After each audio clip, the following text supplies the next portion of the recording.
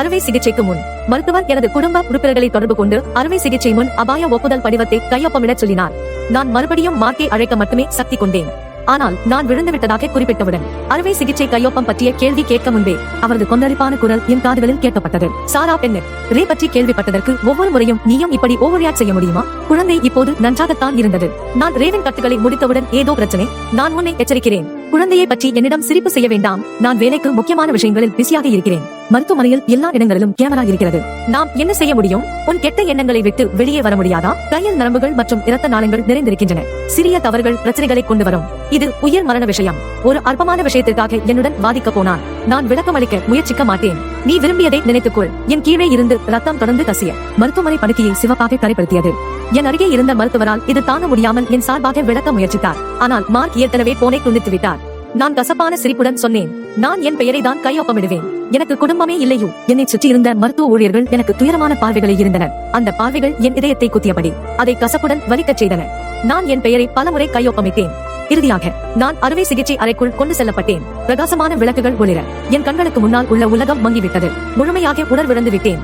மீண்டும் கண்களை திறந்தபோது எப்போது பெரிதாய் இருந்த என் கர்ப்ப வயிறு சமமாக மாறிவிட்டது. மீதம் இருந்தது கீழ் வயிற்றில் தையல் வைக்க ஒரு அதிர்ச்சியான ரத்தமூட்டிய அறுவை சிகிச்சை மடிப்பு மட்டுமே. அறைக்குள் இருந்து என் குழந்தையை காணவில்லை. எங்கே என் குழந்தை? அவன் நன்றாக இருக்கிறானா? வலியை பொருட்படுத்தாமல் நிலையை பற்றி கேட்க முயற்சிக்க என் கண்ணோட்டத்தை மாற்ற வந்த நர்ஸ் என்னை நிறுத்தினாள். அசையாதே, உன் தையல் கிழிய செய்ய வேண்டாம். என் வேண்டல் மிக்க பார்வைக்கு பதிலளித்து அவள் நாசமாகிய செய்தியை தெரிவித்தாள். நாங்கள் குழந்தையை காப்பாற்ற முடியவில்லை. ஒரு கணத்தில் மின்னல் அடித்தது போல் உணர்ந்தேன். என் உடல் முழுவதும் கடினமாகி மருத்துவமனை படுக்கையில் சரிந்தது. என் கண்களிலிருந்து கண்ணீர் வழிந்தது. காயத்தை மாற்றும் போது கூட வலியை உணரவில்லை. 5 ஆண்டுகள் திருமணத்தில் அவர் என்னையும் எங்கள் வீட்டையும் ரேசல் பால்மருக்காக எண்ணற்ற முறை விட்டு சென்றார். அந்த மழை மிகுந்த இரவுக்கு என் நினைவுகள் திரும்பின. நான் வேலை முடித்து வீடு திரும்பிய போது வானம் திடீரென மழை பொழிகிறது. முன்பக்க கதவை திறந்த போது நனைந்த உடலுடன் அவர் வீட்டில் இல்லாததை கண்டேன். ஏதோ ஆச்சரியமான அசௌகரியத்தை உணர்ந்தேன். அவருக்கு அழைத்து செய்தி அனுப்பினேன். ஆனால் பதில் இல்லை. கலக்கத்தில் கவலையடைந்து கொண்டிருந்த போது அவர் இறுதியில் கதவை தள்ளி திறந்தார். அவரை பார்த்தவுடன் புரிந்துவிட்டது. அவரது உடைகளில் பெண்களின் வாசனை. அவருடைய முடி குழப்பமாக இருந்தது.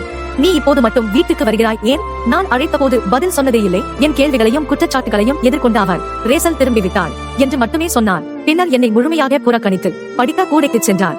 அந்த மாதிரி விஷயங்கள் பின்னர் பல முறை நடந்தது. எவ்வளவு பிஸியாகவோ அல்லது மாலையிலோ இருந்தாலும் அவர் அவரிடமே அழைப்பு வந்தவுடன் எதையும் விட்டு விடுவார். ஆரம்பத்தில் நான் கேள்விகள் கேட்பேன் மற்றும் சண்டை போடுவேன். ஒவ்வொரு முறை அவருடன் தொடர்பு கொண்டு விளக்க முயன்ற போது எனக்கு கிடைத்தது குளிர்ந்த வார்த்தைகள் மற்றும் அலட்சியமான பார்வைகள். அவள் என் சகோதரி போன்றவள். நீ இப்படி அற்பமாக இருக்காமல் இருக்க முடியாதா? இதுவே என் மீது அவர் அதிகமாக சொல்வது. அவரை நேசித்ததால் நான் அவரை நம்பினேன். 5 ஆண்டுகள் நான் பொறுத்து பின்னடைவினேன். என்னை ஏமாற்றி நேரம் எல்லா தவறுகளையும் மற்றும் பாகுபாடுகளை கழுவிவிடும் என்று நினைத்தேன். ஆனால் இறுதியில் நான் இன்னும் குரூரமான உண்மையால் தோற்கடிக்கப்பட்டேன். குழந்தை பிறந்தவுடன் அவரது இதயம் எங்கள் வீட்டுக்கு திரும்பும், என் பக்கத்துக்கு திரும்பும் என்று நினைத்தேன்.